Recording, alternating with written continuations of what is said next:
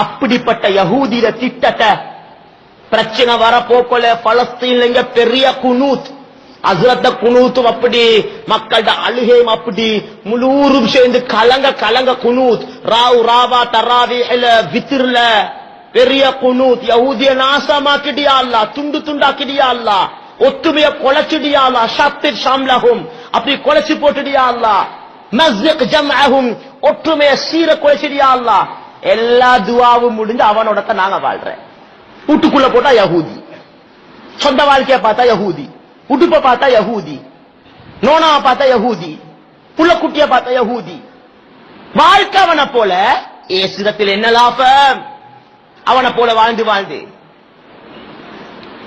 சகோதரர்களே பெரியார்களே நான் சொல்ல வந்த விஷயம் இந்த படத்தை இந்த டிவி இந்த டெலிவிஷன் எல்லாம் உங்களோட இறக்கத்துல கொண்டு தந்த நலவுகள் அல்ல என்னைய உங்களை நாசமாக்குறதுக்கு கொண்டு வந்து தந்திக்கிறான் எல்லாம் சிரிச்சாங்க எழுதி போயிட்டாங்க யோசிக்கிறாங்க இப்ப பெரிய பாடம் படிச்சுட்டாங்க எல்லாரும் படிச்சுட்டாங்க மദ്രസാல ஹஸ்ரத் படிச்சு கொடுக்கிற மாதிரி மாஸ்டர் ஸ்கூல்ல படிச்சு கொடுக்கிற மாதிரி பிளாக் போர்ட்ல எழுதி படிச்சு கொடுக்கிற பாடம் இல்ல இதெல்லாம் உளரீதியான சைக்காலஜிக்கலி உளரீதியான பாடங்கள் படிச்சு கொள்றாங்க ஆஹா ஏண்ட மாப்பிளைக்கு இப்படிப்பட்ட ஒரு மோசடிய செஞ்சா அவருக்கு கோபம் வந்தா இப்படி சமாளிச்சுட்டா உம்மா பாப்பா என்ற பேச்சுக்கு ஒத்து வராட்டி அவங்களுக்கு வேண்டா போவட்டும் ஏண்ட ஆசைக்கு அவங்க இனங்காட்டி அவங்களுக்கு இஷ்டம்டா சும்மா இருக்கட்டும் என்னைய பெத்தவங்க என்னைய வளர்த்தவங்க என்னைய பராமரிச்சவங்க எனக்கு ஆளாக்க முயற்சி செஞ்சவங்க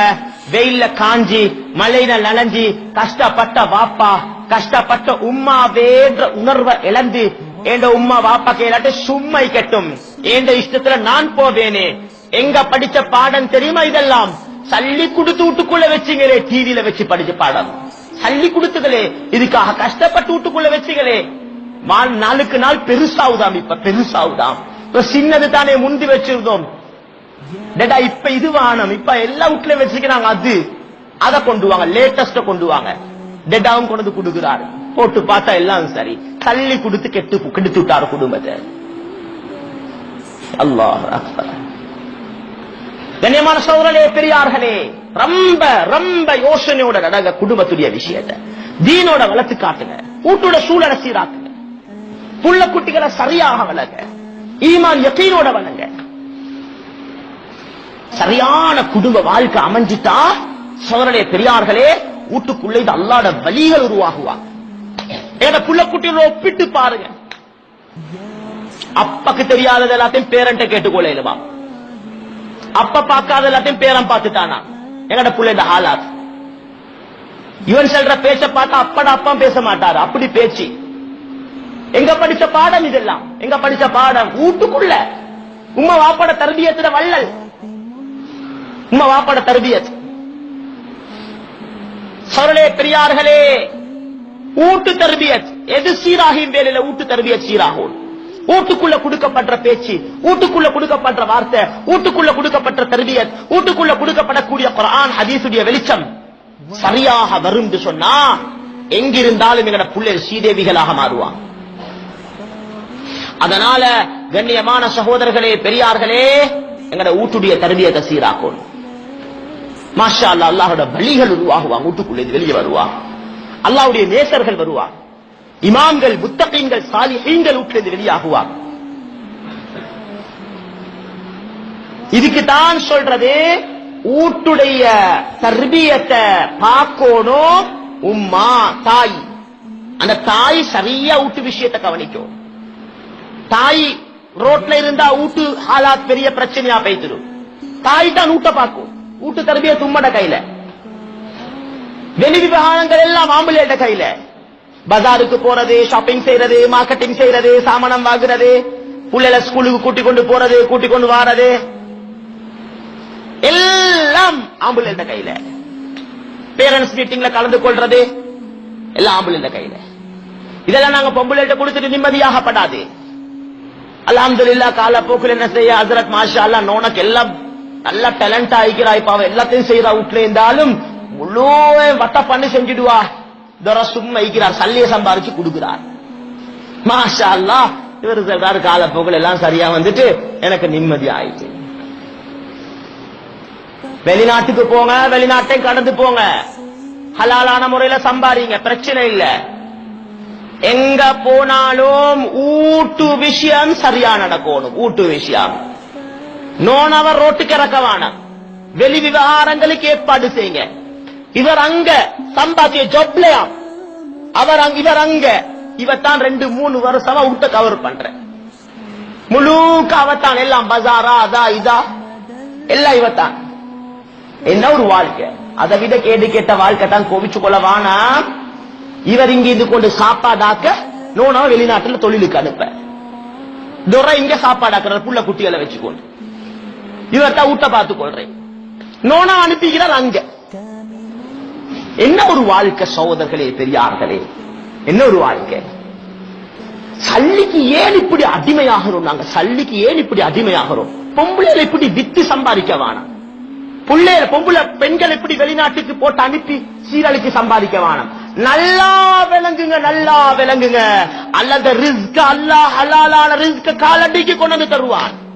உங்களோட ரிஸ்க வேறத்தனுக்கு தின்னேலா, அல்லாஹ் தருவான், காலடிக்கு கொண்டு தருவான். சம்பாரிங்க, சம்பாரிங்க. சும்மா வாழ வேணாம், பிச்சை கேட்டு வாழ வேணாம், மத்தவண்ண பார்த்து பார்த்து வாழ வேணாம். சம்பாரிங்க, பஜாருக்கு இறங்குங்க, கஷ்டப்பட்டுங்க, வேறு வசிந்துங்க, சம்பாரிங்க, பிரச்சனை இல்ல, கேவலம் இல்ல.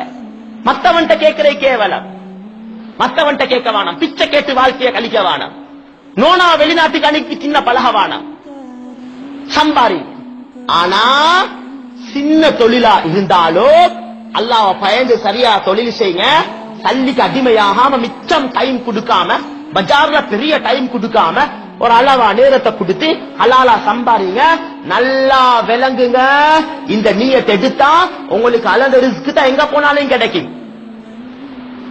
எங்க போனாலும் யார் அனுப்பினாலும் அளந்த ரிஸ்க் தான் வரப்போகுது. ஆனா இப்படி சம்பாரிச்சிங்கடா அல்லாஹ் கண்ணியமா தருவான், உங்களுக்கு மரியாதையா தருவான். அது என்ன செய்ய, நோனவா தஸ்கீல் பண்றாங்களாம், மாப்பிள்ளமா தஸ்கீல் பண்றாங்களே. எங்கிட்ட நோனவன் ஆண்டாம் ஒரு மாதிரி தலைய கழுவி பிறப்பிட்டேன் வெளிநாட்டுக்கு, இந்த ஊட்ட கேட்டுட்டேன் பாருங்க, தஸ்கீல் பண்றாங்களாம் மத்தவங்கள. இவரும் பாக்குறது சரிதானே, நானும் மெதுவா அனுப்பினாத்தான் எங்க வீட்டையும் சமாளிச்சு கொள்ளையில, கட்டி கொள்ளையில, கொஞ்சம் எழுப்பி கொள்ளையில மூட்டை. அல்லாஹு அக்பர். அதே நோனவ ஒழுக்கமா வீட்டுல வச்சுட்டு நீங்க வட வித்தீங்கண்டா, வெத்தில வித்தீங்கண்டா, மூடடிச்சீங்கண்டா, ரப்பு அலந்த ஊட்ட உங்களுக்கு அது ஹலாலான முறையில சுத்தமா வந்து சேர்ந்திக்கும். உங்களுக்கு அது அனுப்பினால கிடைச்சது சொல்ல வானம், இது கேவலமான வார்த்தை. அனுப்பினால கிடைச்சது சொல்ல வானம்.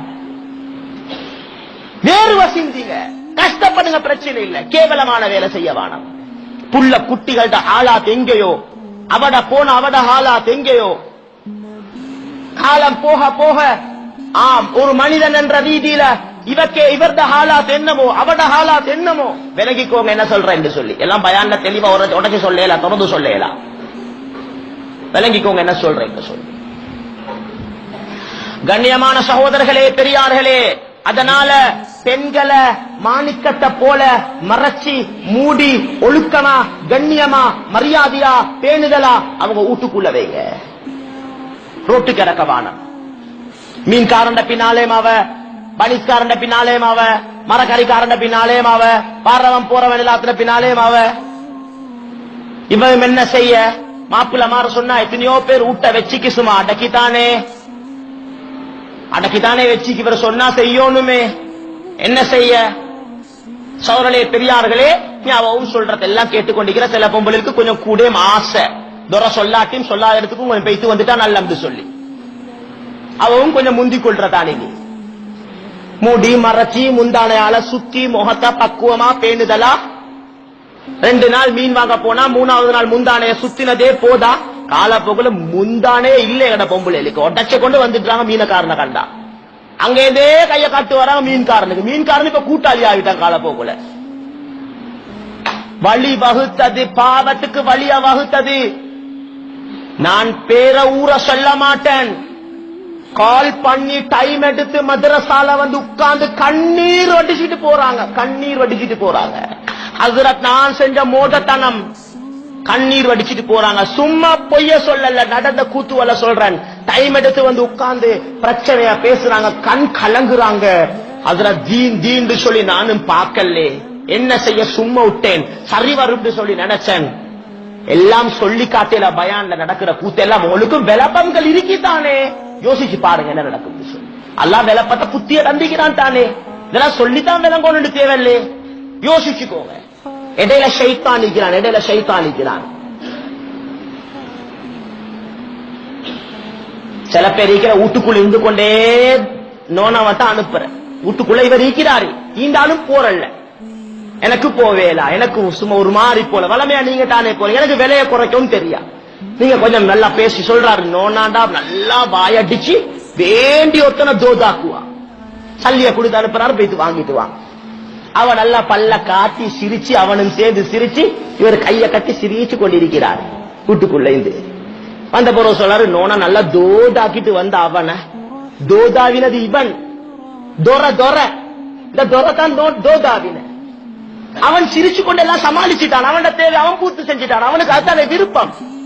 எல்லா பொம்பளோட பல்ல காட்ட கிடைச்ச அவனுக்கு எப்படி இருக்கு, தோதாவினது இவன். சகோதரர்களே, பெரியார்களே, குடும்ப விஷயத்துல ரோசம் வராத ஆம்புல இல்லன்னு தான் ஹதீஸ் சொல்லுது. ஹதீஸ் சொல்லுது, ஹதீஸ் நான் சொல்லல, ஹதீஸ் சொல்லுது. தெய்யூஸ் என்ற வார்த்தையை நபி ஸல்லல்லாஹு அலைஹி வஸல்லம் பாவிச்சாங்க. தெய்யூஸ்ல கருத்து என்ன தெரியுமா? சரியான கருத்தை நான் சொன்னா நீங்க சொல்லுவீங்க, ராவா ஹஸ்ரத் மன்சரை கூப்பிட்டு தூஷண பேசிட்டு போய்த்தான்னு சொல்லுவீங்களோ தெரியா. அப்படிப்பட்ட வார்த்தை தெய்யூஸ். ஹதீஸ் நபி ஸல்லல்லாஹு அலைஹி வஸல்லம் சொல்லிட்டாங்க, இவன் தான் தெய்யூஸ். விளங்க சொல்றத கருத்தை, ஆம்புலத்தனம், ஒரு ஆம்புலைக்கு ஆம்புலத்தனம் இல்லாம ஒரு பொம்புல மாதிரி நடிச்சு கொண்டு அவனுக்கு ஒரு பேர் சொல்லுவோம் தானே, அது தெரிந்தானே, விலங்கு தானே, என்னாண்டு அதுதான் பேர். அதுக்கு ஒரு வார்த்தை சொல்லுவாங்களே எங்க பாசையில, அதுதான் தெய்யூஸ். கேட்டாங்க, தெய்யூஸ் யா ரசூலல்லாஹ், தெய்யூஸ் யாரு யா ரசூலல்லாஹ்? சொன்னாங்க நபி ஸல்லல்லாஹு அலைஹி வஸல்லம், யாரு தெரியுமா? அவன் தான் தன் வீட்டு பெண்களோட அஜ்னபியான மஹரம் இல்லாத அந்நிய ஆண்கள் கதைக்கும்